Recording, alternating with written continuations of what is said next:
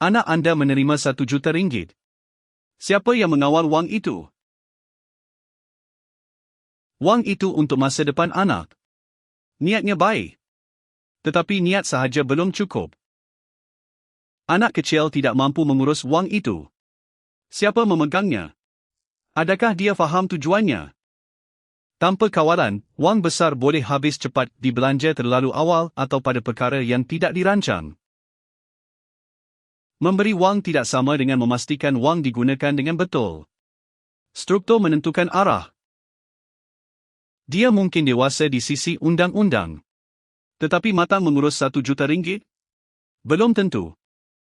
Wang perlu ada fungsi, pendidikan, keperluan hidup, rumah dan sebahagian hanya dibuka apabila anak bersedia. Kawalan ialah perlindungan. Wang boleh dilepaskan berperingkat mengikut umur atau tujuan. Ancaman terbesar mungkin bukan orang luar. Tetapi terlalu banyak akses, terlalu awal. Jangan hanya tanya berapa banyak. Tanya, siapa mengawal, bila dilepaskan, dan untuk apa. Matlamatnya bukan sekadar meninggalkan RM1 juta. Pastikan wang itu membantu kehidupan anak. Ikuti Elman Rusli untuk lebih banyak perspektif tentang perlindungan keluarga dan pemindahan harta.